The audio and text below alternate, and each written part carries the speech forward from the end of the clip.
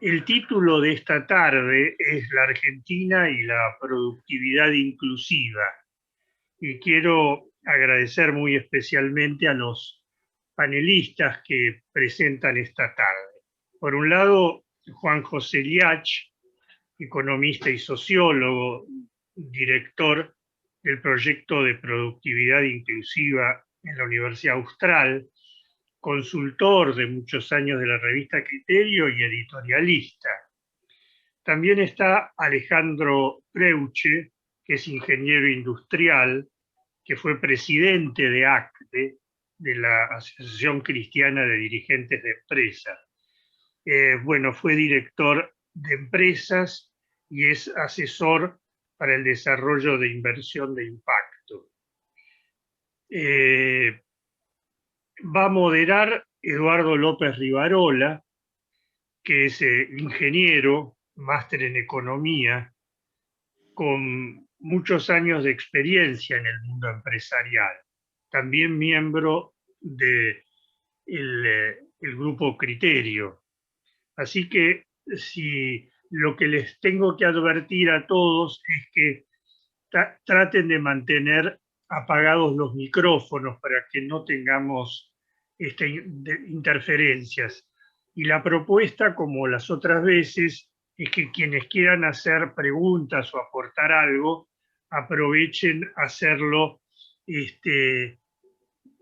por escrito a través de lo que nos ofrece Zoom siempre, y vamos a ir viendo a medida que transcurra esta charla, que nos hemos propuesto estar como otras veces acotados en el tiempo, los distintos panelistas irán viendo en el chat si incluir o contestar al finalizar las distintas sugerencias. Entonces, creo que es suficiente para empezar, Romina, ¿verdad? Sí. Te dejo, Eduardo López Rivarola, a vos la conducción. Gracias, José María. Y como bien dijo José María, la idea en este panel es explorar esta temática desde una perspectiva más económica, una mirada más económica, aportada por Juan Liach, y una mirada más desde el mundo de las empresas y de algunos emprendimientos con impacto social en los cuales ha participado Alejandro Preuche.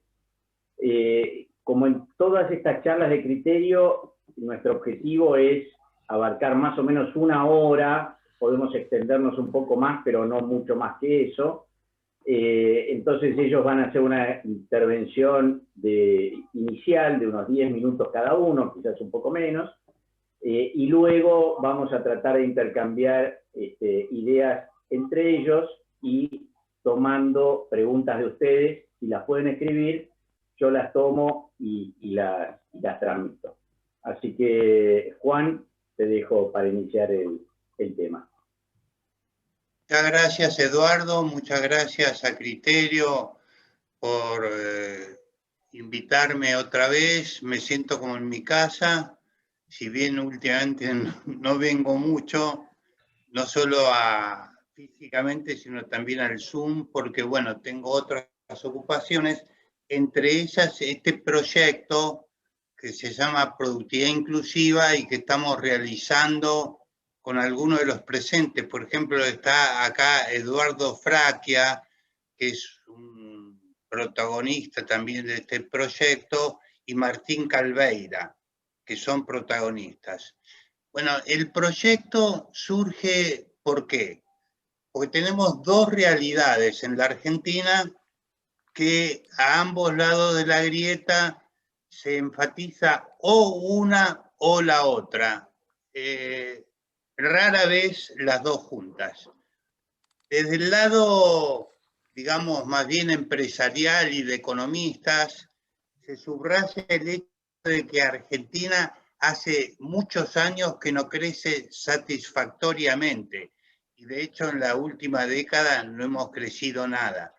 cuando uno compara con países de América Latina, aún en indicadores sociales donde Argentina tradicionalmente estaba en el primer lugar, ahora estamos entre terceros, sextos y hasta octavos en algunos indicadores comparando con América Latina, por ejemplo en educación, que es un tema que a mí me moviliza mucho. O sea, tenemos esa realidad y por otro lado tenemos la realidad del aumento de la pobreza, ya una pobreza estructural más allá del número conocido recientemente que tiene que ver bastante con la pandemia, y una distribución del ingreso que si bien no es la peor de América Latina, y ni mucho menos, porque en general tradicionalmente y todavía lo mantiene Argentina, tiene una distribución del ingreso relativamente un poco mejor al contexto latinoamericano, tenemos problemas sociales impresionantes, muy duros. Entonces, desde uno y otro lado de la grieta se enfatiza o el crecimiento o la distribución y el abatimiento de la pobreza. Con productividad inclusiva nosotros queremos significar que las dos cosas tienen que ir juntas, porque de lo contrario, la productividad sola, bueno, como se ha visto incluso recientemente en la Argentina, no alcanza, porque vienen reacciones sociales y en última instancia políticas que interrumpen ese experimento.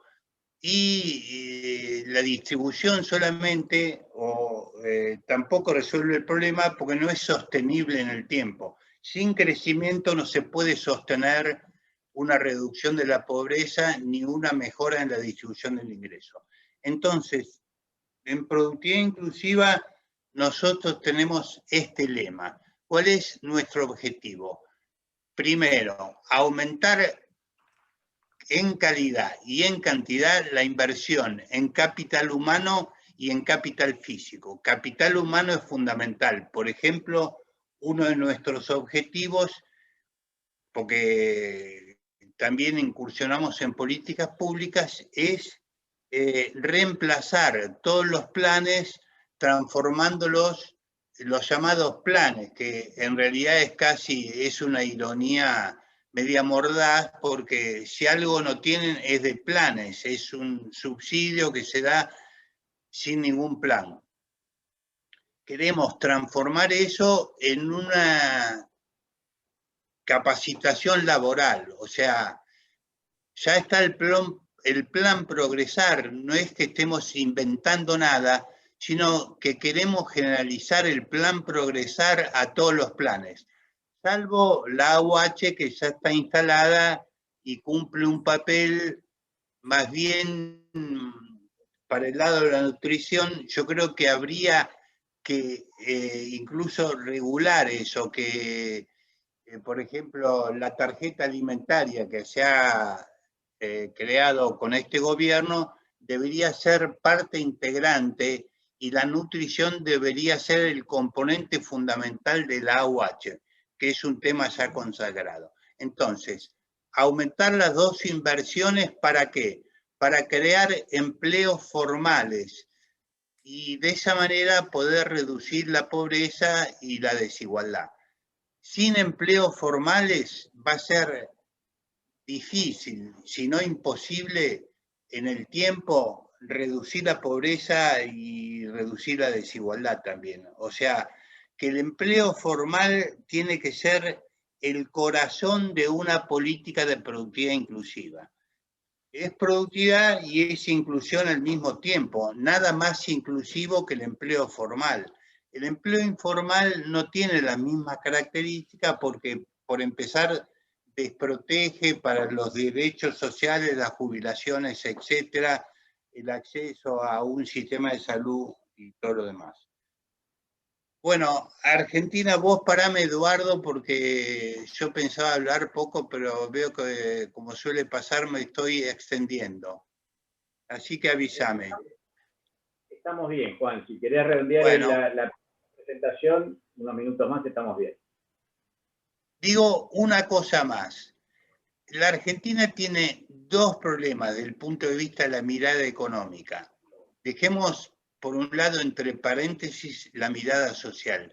Tenemos un problema de macroeconomía de corto plazo, que es de corto plazo, pero en la Argentina ya se ha hecho costumbre, que es inflación y déficit fiscal crónico, lo cual está muy conectado entre sí. Entonces, yo veo que en el plan Guzmán y en otros planes anteriores se trata de encarar esto, que es muy difícil, pero no está claro el rumbo de la economía. ¿A dónde vamos? ¿A una economía abierta o cerrada?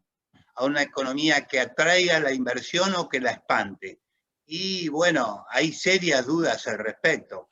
De hecho, la inversión está muy baja en la Argentina, la inversión en capital físico en orden del 13-14% del Producto Bruto, que apenas alcanza para reponer el capital que se va consumiendo, ¿no? O sea, y este rumbo yo ejemplifico, no quiero hacer política acá, ejemplifico con Frondizi. Yo tenía 14 años cuando subió Frondizi.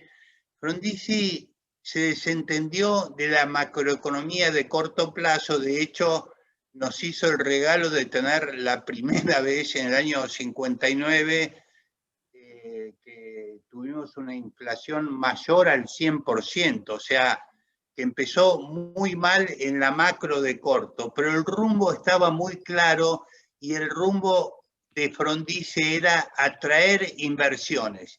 Y también se puede decir que le preocupó la inversión en capital humano porque, por ejemplo, dio la enseñanza libre por un lado y por otro lado hubo universidades estatales que tuvieron un periodo de esplendor. O sea que era, ahí el rumbo era central, el rumbo inclusivo y productivo.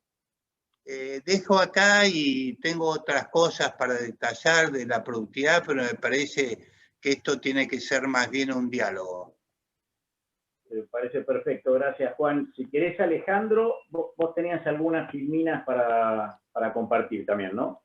No sé si ahora. Sí, a ver, buenas tardes a todos.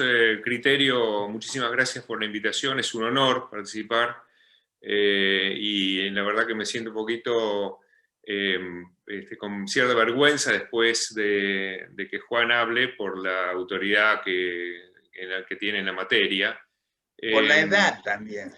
También por la edad, por supuesto. Sos más joven que yo, así que imagínate. No, tal vez simplemente, primero un brevísimo raconto de dónde vengo yo para tratar este tema.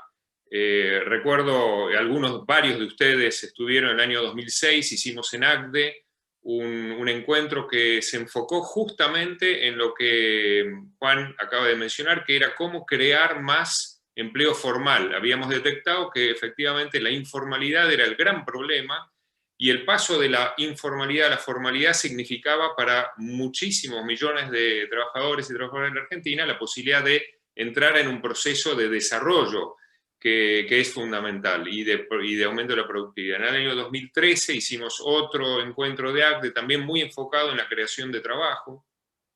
Es una preocupación que hemos tenido siempre en ACDE, que particularmente a mí me ha preocupado enormemente.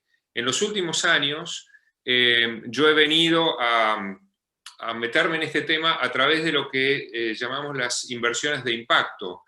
Para aquellos que no lo conocen, inversiones de impacto son todas aquellas inversiones que tienen la intención explícita de producir un cambio positivo en cuestiones sociales y o medioambientales, pero sobre todo sociales, que si no quedan marginadas. Pero como inversión, y para traer la inversión a escala, tienen que también producir retornos adecuados al capital. No es solamente ni filantropía ni gasto del Estado, sino que es fundamentalmente inversión para el desarrollo. En ese sentido, y quiero compartir muy brevemente dos o tres gráficos que puse acá. lo primero es, cuando hablamos de la inversión de impacto y la productividad inclusiva, estoy muy alineado con lo que decía Juan recién. Primero, quiero decir qué son las inversiones de impacto en general.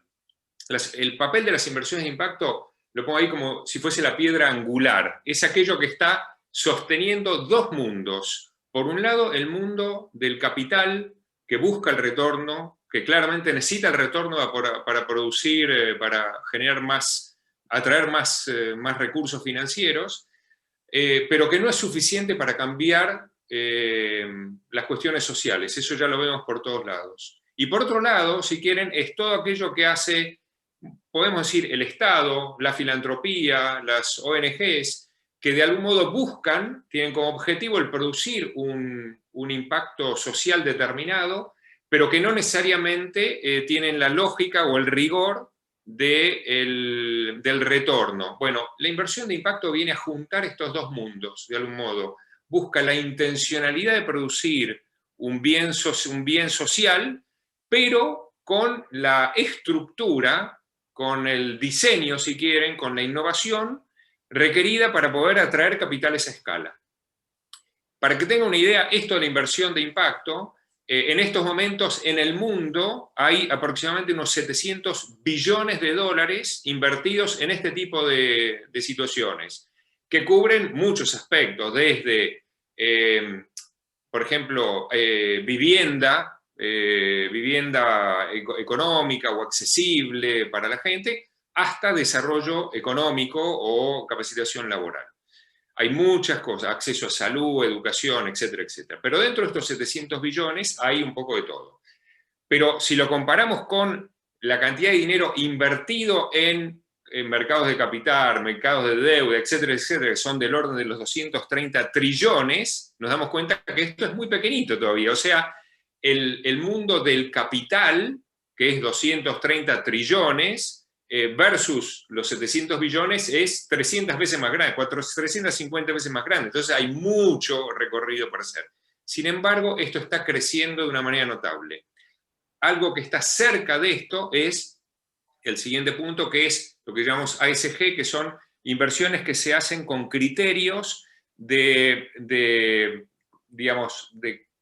satisfacción de criterios ambientales, sociales o de gobierno corporativo, que en estos momentos son del orden de los 40 trillones de dólares. Y eso está relativamente cerca porque por lo menos hoy hay mayor presión de los mercados de capital, de los inversores, sobre las empresas para que cumplan con ciertos criterios. Entonces, eso hoy en día tiene que ver con inclusión de gente que está en minorías, con mayor exclusión, etcétera, etcétera. Bueno, ¿qué es lo que aporta dentro de este conjunto de cosas? ¿Qué es lo que aporta las inversiones de impacto? Por un lado, el lenguaje de impacto. ¿Qué quiere decir esto?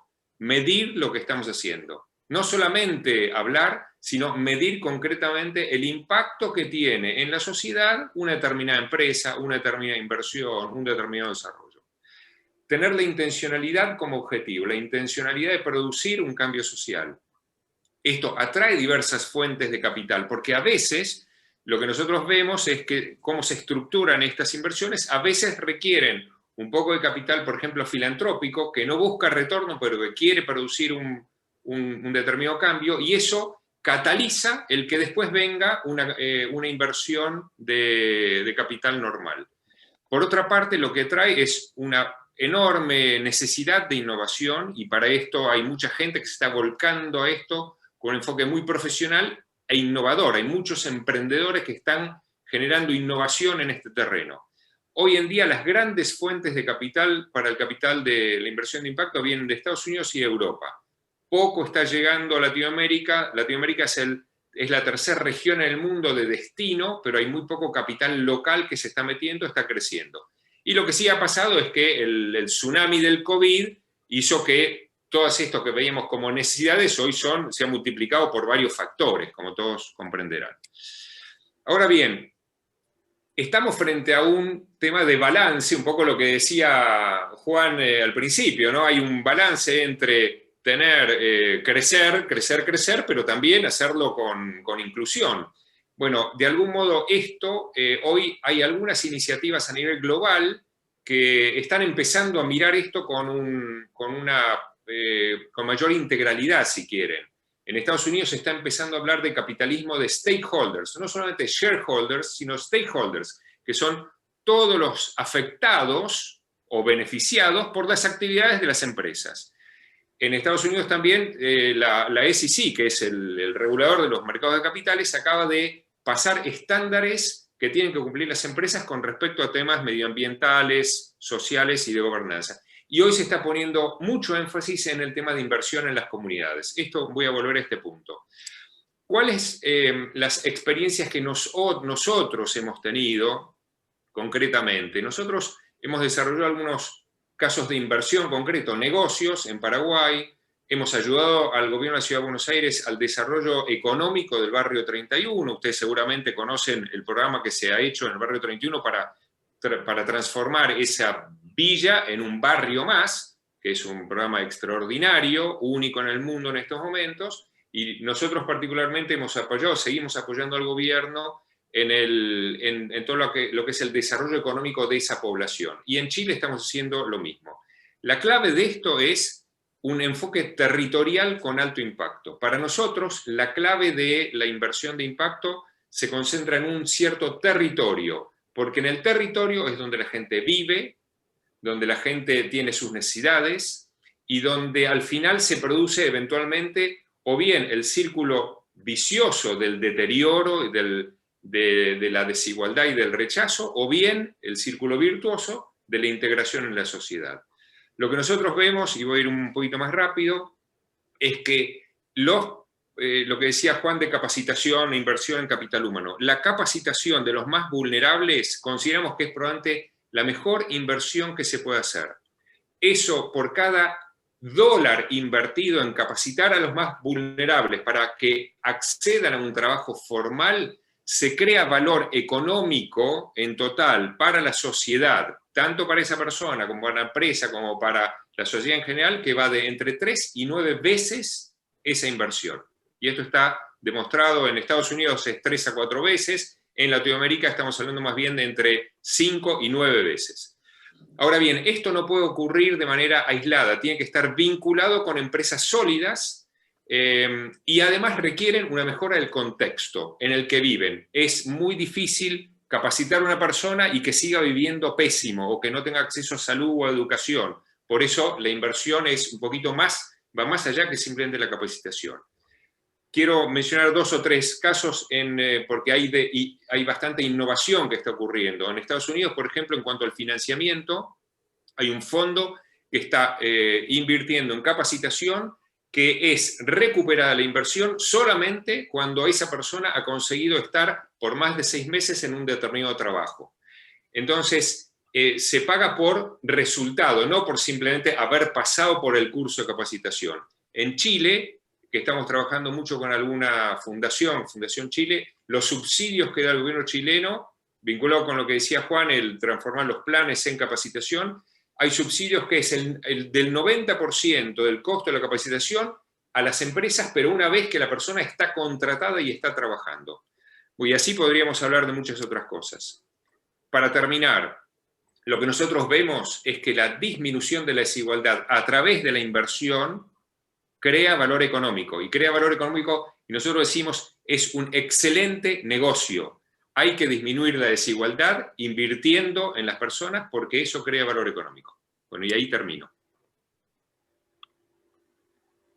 Y dejo de... Tengo que dejar de compartir. Están llegando algunos comentarios o algunas preguntas puntuales que luego condensaré. Quería hacerles una primera pregunta a los dos, dado que este es un tema en el cual quedó planteado con bastante claridad cuál es el objetivo, cuál es el rumbo, digamos, y hay una cuestión de implementación y de maduración en la implementación y de escala. Por un lado, la implementación de políticas más públicas, como planteaba Juan, y por otro lado una cuestión de escala de proyectos puntuales como los planteados por Alejandro. Yo quería hacerle las preguntas con 3 referencias. Una que es de sentido general, que tiene que ver con... hay un filósofo muy leído últimamente, que es un surcoreano, Byung-Chul Han, que plantea la participación a partir de 2010, en general, y antes de la pandemia, de la gente en temas públicos y su participación en redes sociales, con presencia fuerte en redes, generando olas que tienen rápida adhesión, gran movilización, pero con una característica efímera, son movimientos fugaces, ¿sí?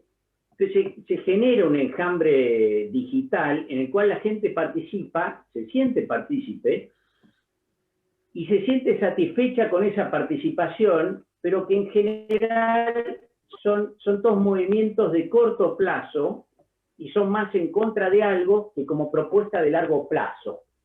Pero pareciera ser que a partir de 2000, 2010, se genera un poco la participación social a través de estas participaciones esporádicas, aisladas de la gente, a través de redes sociales, y no de forma presencial para madurar cosas, o sustituyendo de alguna manera los mecanismos de mediación que tenían antes en su participación social o política.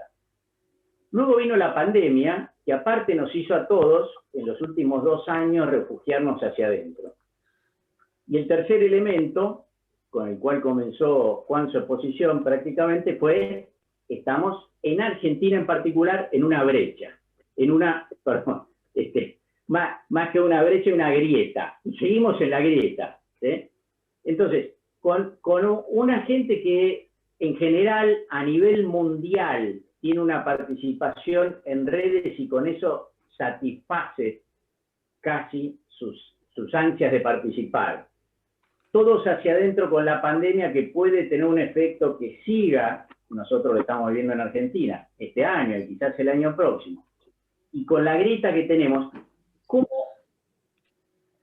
¿dónde tendría que generarse la discusión sana, los acuerdos para implementar planes, como decía Juan, de aumentar básicamente empleos formales, o de darle escala a proyectos como los que plantea Alejandro? Son instituciones públicas, digo esto porque yo también participé mucho en Criterio en los últimos años, con Alejandro mucho en ACDE también, y es algo que me sigo preguntando yo mismo. ¿Dónde se genere ese espacio para que se maduren estas propuestas y luego sean efectivas en su implementación? Tiene que ser en ámbitos públicos, en think tanks, en universidades, en ámbitos universitarios, en entidades empresarias o agrupamientos empresarios. ¿Cómo lo ven ustedes? ¿Cuál sería un camino posible de implementación, básicamente? Pregunta difícil te mandaste, Eduardo. Muy difícil, sí.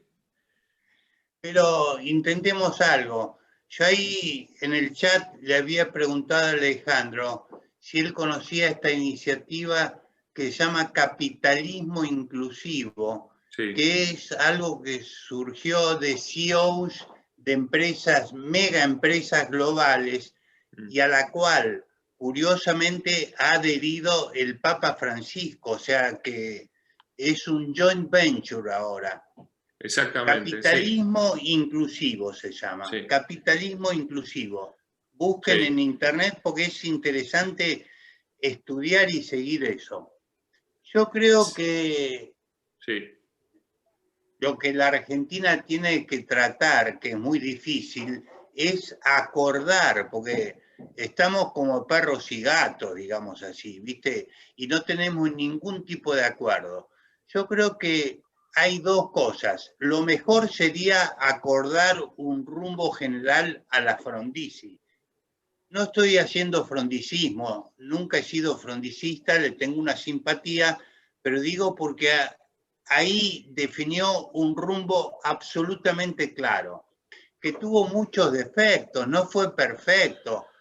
Vinieron 20 y pico de fábricas automotrices que eran innecesarias, etcétera, etcétera. Hubo muchos errores, pero el rumbo estaba claro. Ahí se daba prioridad a la inversión en capital físico y en capital humano. Bueno, y entonces yo creo que ojalá pudiéramos acordar un rumbo. Esto hay que tener la llama prendida y permanentemente tratarlo. Pero dado que no es posible, a lo mejor empezar por algo que yo creo que puede ser menos cuestionable, que es el tema de educación, y sobre todo educación vinculada al trabajo. Con este cambio tecnológico, la pandemia, etcétera, yo creo que se abre una demanda y una oportunidad para capacitar a la gente con orientación laboral, ¿no? Y ese podría ser un punto de partida concreto, no el rumbo general, pero un punto de partida concreto para empezar. Yo, bueno, tengo un sesgo que debo reconocer, pro educación, soy casi un fanático de la educación, pero bueno, creo que en este caso se justifica mi fanatismo. Sí, sí puedo, absolutamente coincido con tu fanatismo, Juan. A ver, la manera en que yo respondería a esto es que en Argentina, si no damos vía libre al mercado, es imposible avanzar. O sea, del Estado yo personalmente creo que vamos a seguir teniendo cada vez más pobreza. Creo que la solución pasa porque las empresas crezcan, porque haya más posibilidad de invertir. Juan decía al principio, lo que hay que hacer es cantidad y calidad de inversión en capital humano y físico. El capital físico lo invierten las empresas y el capital humano también invierte en las empresas. Y Argentina, desgraciadamente, estamos viviendo desde hace muchos años en una tendencia que cada vez achica más la posibilidad de invertir. Entonces, creo que esto es lo que hoy está caracterizando la Argentina. Si miramos lo que está pasando en el mundo, creo que deberíamos, a ver, como mínimo, yo le pediría a cualquier gobernante de la Argentina que antes de decir qué es lo que piensa en la Argentina, se dé una vuelta por el mundo para entender qué es lo que está pasando. Pues si no, nos seguimos mirando el ombligo y la verdad que de esta, si no, es muy difícil salir. En el mundo, efectivamente, hoy en día, como yo señalaba, ese caso del stakeholder capitalism o el capitalismo inclusivo, que también mencionó Juan, son todas iniciativas que se están dando para llevar al capital hacia que tenga una mucho mayor conciencia del impacto verdadero que tiene y que, por tanto, tenga ese efecto positivo del que estaba hablando. Creo que hoy en día no cabe ninguna duda que ese es el camino. Las empresas están yendo por allí y cada día hay más presión. Incluso lo que está pasando es muy interesante. Ustedes saben que en el mundo desarrollado los fondos de pensiones son los que finalmente invierten en muchas de estas empresas. Los propios inversores, nosotros, los pensionistas, son los que están exigiendo que las inversiones que hacen esos fondos estén realizadas en empresas que creen valor social, no solamente que den un buen retorno. Entonces, se está empezando a dar un cambio cultural bastante importante en ese sentido. Yo creo personalmente que en la Argentina necesitamos un cambio cultural de la dirigencia muy grande, y yo personalmente creo que uno de los mayores obstáculos que tenemos es cómo movilizar este enorme populismo, paternalismo y subsidiarismo del Estado que hace que cada día haya menos gente que esté dispuesta a salir a trabajar y que quiera progresar de ese modo. Eso en términos generales. Lo que nosotros y ahora he visto que ha habido varias preguntas con respecto al tema de Barrio 31. Lo que hemos visto es que cuando a la gente se le da la oportunidad de progresar, la toma en general. Y ahí la experiencia que nosotros tuvimos en el barrio 31 fue que unas 100 empresas aproximadamente se acercaron a una organización que ayudamos nosotros a armar al gobierno de la Ciudad de Buenos Aires, que permitía capacitar y desarrollar desde un punto de vista de sus habilidades laborales e interpersonales a la gente del barrio para que pudiera acceder a esos trabajos. La experiencia fue muy buena, después vino el COVID, desgraciadamente arrasó con todo eso y ahora se está de a poquito volviendo, ¿no? Son procesos de largo plazo, de muy largo plazo, pero a nosotros no nos cabe ninguna duda que ese es el camino. Un minuto pido, Eduardo, para que no se vaya este tema del capital humano. Yo creo que otra cosa que tiene que monitorear la Argentina es la emigración de capital humano que estamos teniendo. Incluso, bueno, con Eduardo estuvimos hablando el otro día a partir de algunas experiencias, no solo de personas que se van físicamente, que está ocurriendo, sino también personas que se van virtualmente porque trabajan para empresas del exterior, lo cual no está mal en sí mismo, pero digo, la unión de capital humano, inversión física y producción en el país es algo por lo que hay que velar también, me parece crítico. Correcto. Alejandro, me parece que quedó bastante contestado un poco la experiencia en el tiempo que tenemos, ¿no? La experiencia de la Villa 31, del barrio 31, y también de la motivación que se le puede dar a la gente para propender hacia un trabajo formal. Yendo a una pregunta un poco más de programa de gobierno, programa político, hay una pregunta que tiene que ver con qué programas o qué legislación debiera generarse para determinar un marco de funcionamiento para esto. Y si de alguna forma, o si ya es existente y nosotros la desconocemos, lo desconozco en particular, y si de alguna forma se puede relacionar de alguna manera, ¿cómo lo ven ustedes?, el tema de la ayuda social o de los planes con la obligación a trabajar o a educarse para trabajar. En algún momento creo que en el inicio tenía alguna asociación, alguna vinculación, pero no sé cómo está eso ahora. A ver, no sé, Juan. Sí, tal vez Juan pueda contestar. Desconozco los instrumentos o la posibilidad de crear esos instrumentos en Argentina, ¿no? Bueno, yo creo por lo pronto que tenemos un lío impositivo atroz en la Argentina.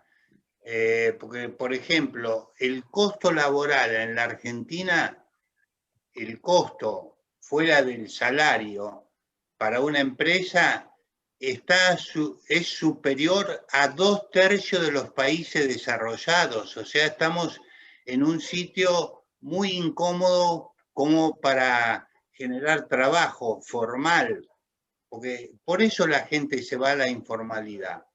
Y eso es un tema muy bicho, pero hay que proponerlo y buscar caminos, porque sin eso no va a ser muy posible crear millones, como precisamos, de puestos de trabajo en el sector formal de la economía. Sí, tal vez... no está en la agenda eso, no. Está en pocas agendas, no está básicamente en la agenda. Para complementar un poco ese tema, efectivamente el tema impositivo es debería ser un gran incentivo, hoy es un obstáculo, claramente. En Estados Unidos hace unos años crearon un incentivo muy fuerte para invertir en zonas donde la población está bastante postergada. y eso en el primer año de aplicación generó 25 billones de dólares de inversión en esas zonas. Es Estados Unidos, obviamente, pero el incentivo fiscal debería ser algo un instrumento a utilizar, que hoy no se está utilizando, al contrario, se ve como una manera de seguir sacando dinero a quien hoy está teniendo un empleo, generando un empleo, con lo cual lo único que hace, ya sabemos, es generar más desincentivos a la creación de empleo. Yo creo que una dosis de heterodoxia en esa línea que vos decís va a tener que haber en la Argentina. Por ejemplo, no podés hacer una reforma que rebaje impuestos para todos. Licitá, yo tengo tantos miles de millones de pesos para rebajar impuestos. Bueno, ¿quién ofrece más inversión por cada peso que yo le rebaje de impuestos? Y vas licitando transparentemente por internet, sin ningún curro, y esa es una manera de empezar con la cultura de que hay que rebajar la carga tributaria en la Argentina, sobre todo la mala carga tributaria que tenemos, porque así como ganancias recauda menos de lo que debería, tenemos ingresos brutos, impuestos a las exportaciones y cargas laborales excesivas. O sea, yo creo que no hay que pensar solo en, perdón, Eduardo, solo en soluciones ortodoxas. Tiene que haber una pizca de heterodoxia acá, porque si no va a ser muy difícil la salida en medio de esta grieta y en medio del pensamiento de muchos políticos de la Argentina, ¿no? Hay que buscar una dosis de heterodoxia viable. En este camino de búsqueda de heterodoxia, Juan, Alejandro, cada uno en su campo, digamos, Juan en el instituto o centro de estudio de esta temática que tiene el IAE, y Alejandro en estas inversiones de impacto social, o con impacto social. ¿Qué participación está teniendo hoy el Estado, los gobiernos, provincial, nacional? Por ejemplo, Juan, en el centro de ustedes, ¿participa gente del gobierno, participa gente de otros partidos políticos, como para que después se encarne a ese nivel? Porque finalmente son los que van a participar en la toma de decisiones. Y Alejandro, sé que vos lo comentaste el caso del barrio 31, donde entiendo que la interacción es con el gobierno de la Ciudad de Buenos Aires. En Chile algo parecido dijiste, mencionaste, pero en otros lugares de Argentina también tienen alguna iniciativa conjunta. Pero me sumé a la palabra heterodoxia para pensar que esto finalmente para implementarlo tenemos que resolverlo junto con el otro, no solo entre los que pensamos igual, ¿no? Dale, Alejandro, empezá vos y yo después sigo. Bueno, me gustaría simplemente comentar, por ejemplo, un caso que estamos haciendo ahora en Chile, que obviamente tiene una legislación muy distinta y un cumplimiento un respeto por las instituciones también distinto, y también una organización estatal distinta. Pero la experiencia que estamos teniendo es muy interesante porque estamos combinando una serie de inversiones para la mejora del hábitat de unas 20.000 personas en una determinada zona, con no se puede decir obligación, pero sí con digamos, un fuerte incentivo para que esas 20.000 personas, o las que están en edad laboral, participen de programas de capacitación. Esos programas de capacitación les permitirían una mejora del ingreso tal que la inversión en hábitat se repaga directamente por el desarrollo económico local que ese aumento de ingresos va a producir en el tiempo. La verdad que es notable cómo, concentrando, como decía, los esfuerzos, estas inversiones empiezan a generar sinergias que hacen que lo que hoy es costo se transforme en inversión y en inversión rentable. Esto es, si querés, el enfoque más heterodoxo que nosotros estamos aplicando Y la heterodoxia viene porque estamos combinando distintos actores. Y la combinación de distintos actores es empresas, es desarrolladores inmobiliarios, es el Estado a nivel nacional y es la municipalidad, que también tiene mucho que ver con eso. Entonces, creamos de algún modo un esquema de gobernanza o de gobierno de este programa que hace que esto ocurra en muy poco tiempo. La clave para que esto realmente cambie una determinada zona es que haya una gran inyección de inversión y de transformación en muy poco tiempo en una determinada población. Eso produce una, si quieren, una mística de se puede cambiar, podemos mejorar, etcétera, etcétera, que es muy contagiosa. Y esos son los efectos que nosotros buscamos cuando atraemos inversiones a un determinado lugar. Entonces, en realidad, ni a la municipalidad ni al Estado le hemos pedido que cambie nada, sino que apliquen los programas concentrados en esa zona. Y eso no es habitual, pero de este modo sí lo logramos. Bueno, yo quiero hacer mención a una propuesta que ha hecho en el chat Leonardo Franceschini, que es generar un nuevo sistema impositivo para todas las contrataciones nuevas, o sea, abaratar todas las contrataciones nuevas de personal. Yo creo que se podría evaluar eso. Me gusta más hasta ahora lo que dije antes, pero se puede evaluar también eso, ¿no? No sé si hay algún problema jurídico porque la igualdad ante la ley y eso, ¿no? No sé si te puede crear un problema por ese lado, pero me parece que es como para estudiarlo. Respecto a la pregunta de Eduardo, que no es fácil, bueno, en el IAI, en la facultad, en este proyecto, no tenemos contacto directo con el mundo de la política, sí, porque estamos siempre publicando y yendo a diversos lugares a hablar de estas ideas. Para eso hay otras organizaciones, y déjenme mencionar una, porque es poco conocida, que es la Red de Acción Política. Esta red nuclea a cerca de 200 políticos de todos los partidos, justicialistas, PRO, Cambiemos, etcétera, etcétera, socialismo, y ha llegado a acuerdos muy significativos.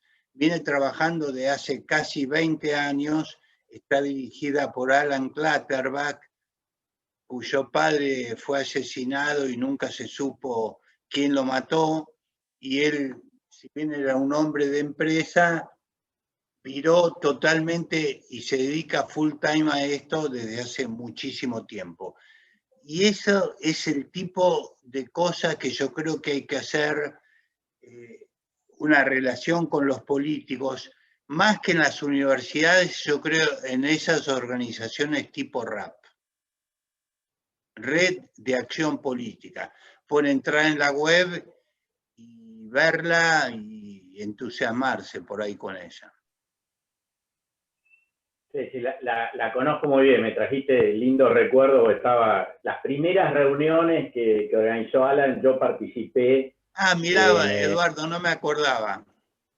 Un bar que se llamaba, era Módena, ahí frente a Bellas Artes. Sí. Era un muy lindo grupo. Después, bueno, creció y yo dejé de participar, pero al principio era con gran entusiasmo y muy... Es una linda red la que han armado, ¿no? De tomar políticos, o sea, su objetivo inicial era tomar los políticos antes de jóvenes, digamos, antes de que tomaran malas prácticas, por decirlo de alguna manera, e ir formándolos. Después, la vida, bueno, los llevará donde los lleve, pero por lo menos que tengan una buena formación y tengan muchas referencias de políticos del extranjero, hacían viajes. La verdad es que era un muy lindo grupo. Era sistemáticamente cada tanto veo a alguno de los directores que está ahí con Alan. Muy buena gente. ¿Ves? Es buena idea esa.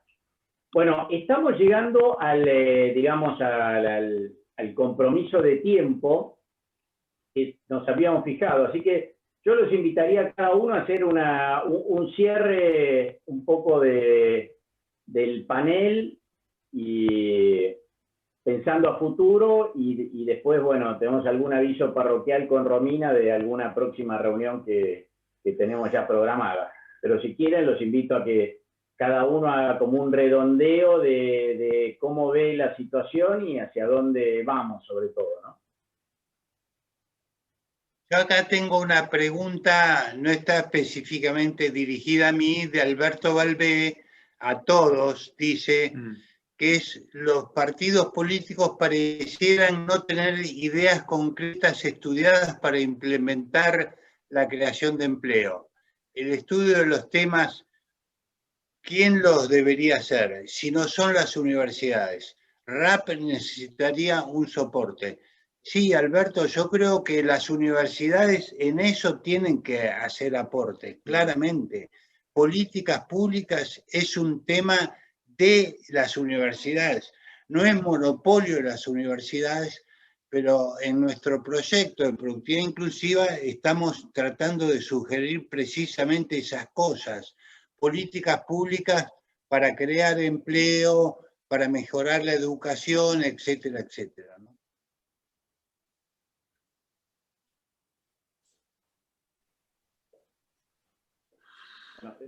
Lo dicho, si quieren los invito a hacer unos minutos de cierre del panel, así no nos excedemos del tiempo comprometido. Creo que tampoco hay muchas preguntas puntuales por delante. A ver, yo simplemente enfatizaría lo que dije hace un rato, que la disminución de la desigualdad a través de la inversión crea valor económico. Es la manera de crecer. La única manera que tenemos de crecer por delante es disminuyendo la desigualdad con inversión. Si no, vamos a seguir en esta espiral de más asistencialismo, más impuestos, menos crecimiento, y ya sabemos dónde estamos, ¿no? Y a dónde nos lleva esto. Así que para mí hay que cambiar esto radicalmente, pero se necesita también un liderazgo político claro, porque si no, esto no... El mercado solo no lo hace, hay que producir las condiciones. Bueno, yo he coincidido bastante con todo lo que dijo Alejandro, después te voy a escribir para que me expliques bien esta idea de la inversión de impacto. Has dado algunos ejemplos muy valiosos, estamos sintonizados en una onda muy parecida, yo creo, y bueno, mucha gente me dice: Juan, pero la Argentina no tiene arreglo, es imposible. Bueno, tenemos que seguir batallando y buscando eso, porque es cierto que es muy difícil, pero precisamente porque la situación es tan mala, yo creo que la posibilidad de un acuerdo quizás esté más cerca de algún acuerdo básico. No, hay muchos amigos que me dicen, vieron ahora, todos estamos un poco intoxicados de WhatsApps, ¿no? Y bueno, muchos son pesimistas, esto no tiene arreglo, etc. Yo creo que la Argentina, precisamente porque está tan mal, puede estar cerca, no digo de un arreglo maravilloso, pero por lo menos de algunos arreglos. Tenemos que vanagloriarnos de que la democracia constitucional ha llegado para instalarse en la Argentina. Por supuesto, con enorme cantidad de imperfecciones, pero hay algunos que en los WhatsApp me dicen, nunca hemos estado peor. Yo creo que en la década del 70 estuvimos muchísimo peor que ahora, y ahora tenemos al menos instituciones y hay un mínimo respeto. También hay corrupción y todo lo que ya sabemos, pero no tenemos que desesperar y seguir proponiendo acuerdos, quizás más que acuerdos generales, acuerdos sobre puntos particulares, sobre temas particulares. Por ejemplo, educar para el trabajo y capacitar para el trabajo, yo creo que sería un tema posible para empezar a caminar el largo camino, la larga ruta de los acuerdos, porque es una ruta muy larga.